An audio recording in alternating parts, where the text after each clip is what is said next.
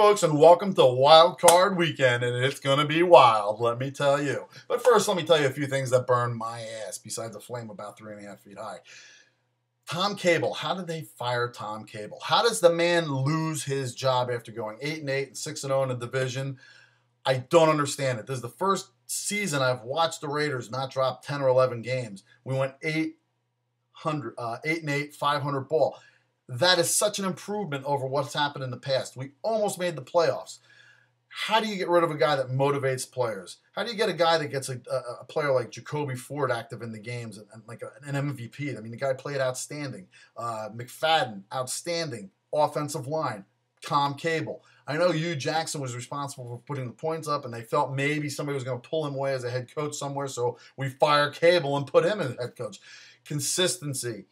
Al Davis, you need consistency. When are you going to learn that? The other thing that burns my ass is, how the hell does Marvin Lewis hold on to his job and get re-signed? What world do we live in where we can go into our own jobs, fuck up repeatedly, not even show up half the year, and then get an extension?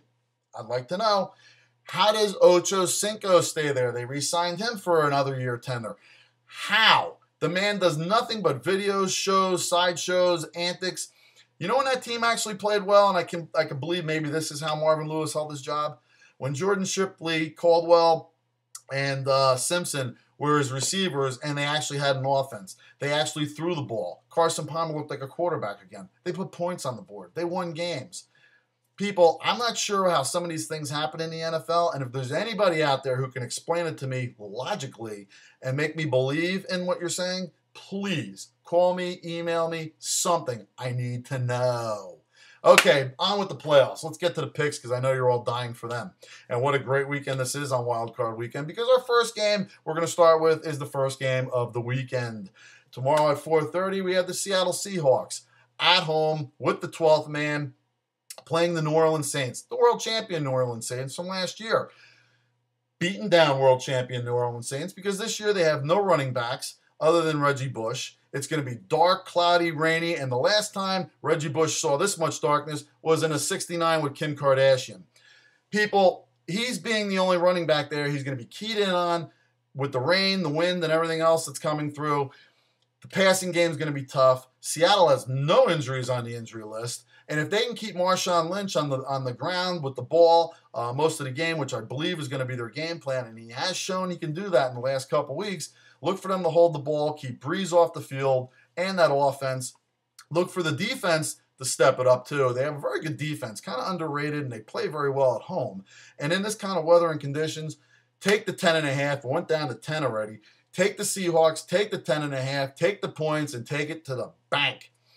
My prediction is the Seahawks in a possible upset where they might even win this game outright, but they're definitely going to cover the 10 points. It's my lock of the weekend. Take the Seahawks, take the 10 points, and run with it. Game 2, Saturday night, we got Indianapolis at home playing the New York Jets. Now, I know the line is going towards the Jets, which means all the idiots in New York and New Jersey are betting on the Jets. It takes a lot of money to move that, and who's got more money in the New Jersey, New York area? The mob! Anyway, look for the Jets in this game to come in with their soft offense. As a matter of fact, their offense is probably softer than Rex Ryan's wife's feet. The Colts are going to come to this game healthy for the first time in a long time. They played well over the last couple games of the season. Peyton Manning has played well. He's got all his receivers back healthy. A healthy Donald Brown, who has been running very well behind that line. Joseph Adai is back as well. Look for the running game. And look for this defense, which is very fast at home on the turf. Dwight Freeney, look for him to throw Sanchez around. I don't see this game going any way but the Colts' way. The Colts are only laying 3. Look for them to win double digits. The more I think about this game, the more I see the Colts winning this game in double digits. Sanchez is a manager of the game. Their game was managed by the running game. The running game was managed by Thomas Jones, who is now in Kansas City, which ironically had one of the top rushing attacks. LT is worn down. The guy has been damaged goods ever since week 6. He really hasn't done much. Sean Green is a fumble machine. Look for that to happen again here. Look for the Colts to wipe out the Jets. Double-digit win. Take the Colts minus the 3. Let's move on to Sunday.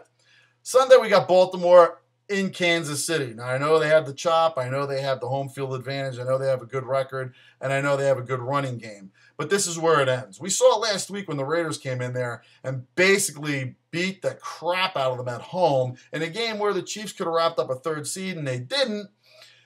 Castle, he looked like his true colors came out. Castle got thrown around like a $5 hooker with all access at a bachelor party. Let's put it this way. Castle might be without Bo, who hasn't practiced this week. Jamal Charles is going to get shut down. He'd probably get his yards. He's going to get some catches out of the backfield. Look for him to play well. Thomas Jones, he's going to get shut down. Let's face it. Anytime you got a defense with a killer like Ray Lewis on the other side, it's scary running against them. Ed Reed, Ray Lewis, Suggs. Look for this team to dominate on defense. And offensively, do I need to say any more? But Flacco, Anquan Bolden, McGahee. Look for this team to really stretch the field out. And that's going to happen because guess what? I didn't tell you this. There's going to be a wedding that day, too, in Kansas City. You know why? Because there's going to be rice all over the field. This game's going to go through Ray Rice, I feel. Ray Rice is going to catch a lot of balls out of the backfield. We've seen what he can do. It's going to soften things up. Look for Bolden to go downfield. Flacco is going to have a field day. He may not even have to because Rice might take the game over. But anyway, look for Baltimore laying the 3 to smoke the Chiefs at home. Put your money on Baltimore, lay the 3 points, double-digit win, game over. Late game, and this is probably the biggest game of the weekend, it's the most evenly matched, is Green Bay in Philadelphia. Now, the Eagles, I measure games usually going into the playoffs by the last couple weeks that they played. And let's just kind of review. Green Bay lost to New England. They were in New England, number one. They didn't have Aaron Rodgers. They had Matt Flynn playing quarterback. And to be honest with you, they almost won the game outright. They did cover. It was a loss, but they almost won. Then they came back the following week with Aaron Rodgers and just pasted the Giants. And then they also beat the Bears last week of the season, but I think there was a little more pressure on them because they needed to win that game to get in. Green Bay is getting 3 points from Philly. I like Green Bay this game. Philly hasn't shown me anything really.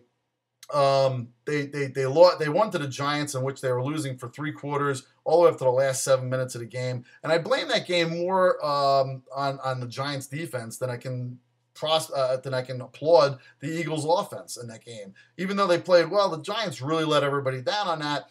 And let's face it, it wasn't that impressive, except for the last 7 minutes when the Giants completely collapsed.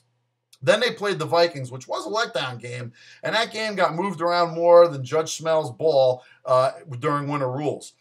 The Vikings came in on that game. They played on a Tuesday night and beat the piss out of the Eagles at home. Shouldn't have happened, but guess what? It did, and that shows me something. Then Dallas came in, and Dallas really hasn't been all that great. I know they got Jason Garrett as their coach now, and the offense looks a lot better, but they lost that game 27-20.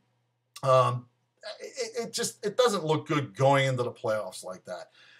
My play on this is take Green Bay, take the 3 points, forget the Eagles. They're going to lay a big egg in that nest. Take Green Bay, take Seattle, take Indy, take Baltimore, and until next week, take it easy. What the